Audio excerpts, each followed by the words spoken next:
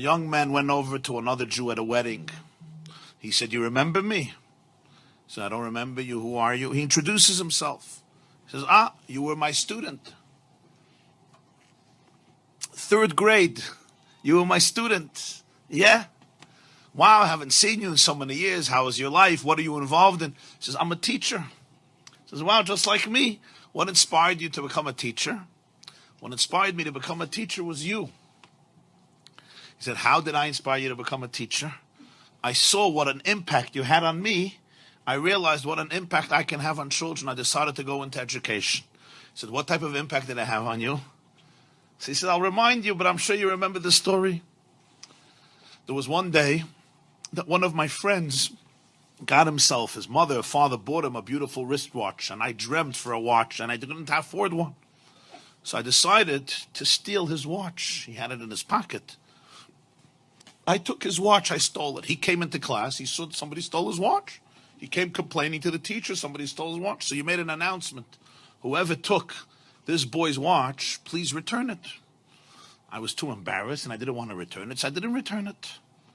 So you locked the door, and you said, "I'm going to have to line everybody up and empty their pockets in order to get back the watch." And that's what you did. And I thought to myself, this is going to be the most shameful moment of my life. And then you said, "All boys line up at the wall, but I want everybody to have their eyes closed. Everybody's eyes must be closed." And you went from pocket to pocket, and everybody's eyes were closed. And then you came to my pocket, and you found the watch, and you took it out, and you went through everybody's pockets with everybody's eyes closed.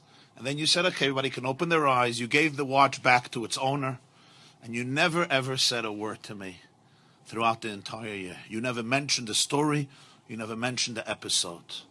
And when I thought to myself how you saved my dignity that day, instead of being stereotyped as a ganev, as a thief, as a shakran, as a liar, as a no-goodnik, as a despicable child, you really saved my soul. You saved my dignity.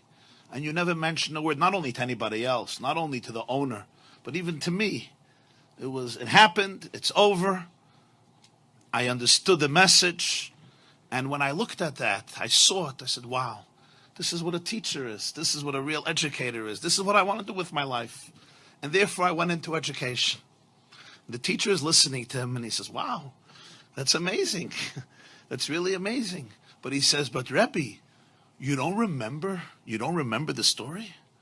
Like when you see me and you hear my name, I'm sure you remember the story that I stole the watch and what you did, and you didn't want to embarrass me, so you had everybody's eyes closed. And I'm the person, he says, actually, I don't know. I wouldn't know. I wouldn't know the story. He says, why not? Like, it's a pretty dramatic story. He said, because I also closed my eyes.